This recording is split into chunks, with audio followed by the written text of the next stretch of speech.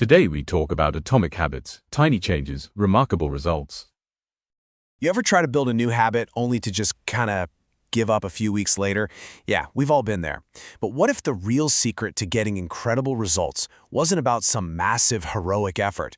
What if it was about making changes so tiny you barely even notice them? Well, that's the whole game-changing idea we're digging into from James Clear's book, Atomic Habits. But to kick things off, let me ask you this. How does an organization that's been just completely average for almost 100 years suddenly become the absolute best in their field? How does that even happen? And look, this isn't some hypothetical question. This is a true story. So let me introduce you to the British cycling team. For the better part of a century, their performance was, well, let's just say it was pretty bad. They had only managed to win a single Olympic gold medal since 1908. In 110 years, they had 0 wins in the biggest race of all, the Tour de France. It got so embarrassing that a top bike company literally refused to sell bikes to them because they were worried it would make their brand look bad if other pro riders saw the Brits using their gear. Out. But then, in 2003, everything started to change. They hired a new performance director, a guy named Dave Brailsford. And he came in with this super simple but kind of radical idea he called the aggregation of marginal gains. The whole philosophy was just to find a tiny 1% improvement in absolutely everything you do. The idea was that all those little gains would add up to something huge. And when I say everything, I mean everything.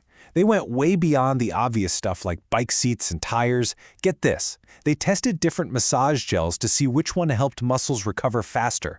They hired a surgeon just to teach the cyclists how to wash their hands properly to cut down on colds. They figured out the exact pillow and mattress that led to the best night's sleep for each individual rider. They even painted the inside of their equipment truck white so they could spot the tiniest specks of dust that might mess with the bike's performance. So what Brailsford and the British team discovered is the first huge idea from the book, the incredible, almost unbelievable power of getting just 1% better. It really doesn't sound like much, right? But this is where the magic of compounding really takes over. And the math on this is just mind-blowing. Look at this number. If you improve by just 1% every single day for a year, you won't be 365% better at the end, you'll be almost 38 times better. How crazy is that? The gains build on each other and they grow exponentially. Of course, it works the other way too. Get 1% worse each day and you'll pretty much wipe yourself out. These small habits, good or bad, are literally the compound interest of self-improvement. Okay, so if this 1% thing is so powerful, why do we fail so often? You know the feeling. You get all excited, you start a new routine, and then a week, 2 weeks go by and nothing. It feels like you're going nowhere. This is what James Clear calls the valley of disappointment.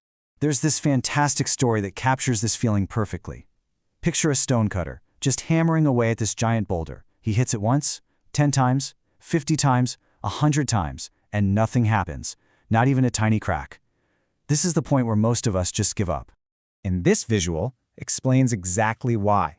We expect our progress to be a straight line. We put in the work today, we expect to see the results today, but that's not how it works, is it?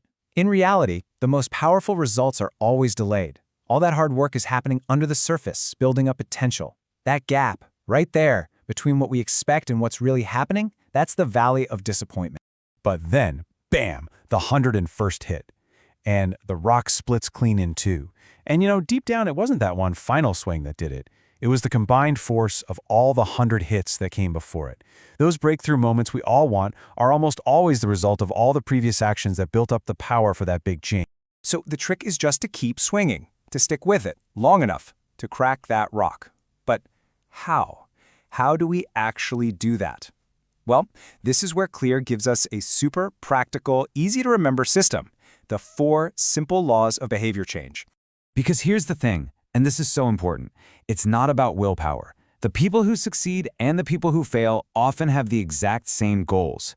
The real difference is their system. As the book says, you don't rise to the level of your goals, you fall to the level of your systems. And here it is. This is the system. To build a good habit, you just follow these 4 steps. You have to make it obvious, make it attractive, make it easy, and make it satisfying. And if you want to break a bad habit, you just flip them. Make it invisible, unattractive, difficult, and unsatisfying. Simple, right? Deceptively simple. All right, let's make this real. We're going to zoom right in on that first law. Make it obvious, because it's a great way to see how powerful this framework can be, starting with the space around you. So, law number 1, make it obvious. And probably the most effective way to do this is to realize that your environment often has way more influence over you than your willpower ever will. The little cues all around you trigger your habits, sometimes without you even noticing. So the secret is to actually design an environment that makes your good habits the easiest, most obvious choice. Check this out. It's a perfect example. A hospital cafeteria wanted people to make healthier choices. They didn't put up posters or give a lecture on nutrition. Nope. They just added bottles of water to every single drink fridge in the place. And just by making water more obvious, sales for water shot up by over 25% and soda sales dropped. No one had to try to be healthier. Their behavior just shifted naturally. So think about your own place right now. You want to practice guitar more? Don't leave it in its case stuffed in the back of a closet. That's an environment full of friction. Instead, put it on a stand right in the middle of your living room. Make it frictionless. You want to eat more fruit? Stop hiding apples in the bottom drawer of the fridge. Put them in a big bowl on the kitchen counter. Make the cues for your good habits literally impossible to ignore. So really, it all boils down to this. You can actually engineer your space to make good habits not just possible, but the most likely outcome. You're basically designing a better future for yourself. Okay, now all of this, all these little changes and systems, they all lead up to what I think is the most profound idea in the entire book.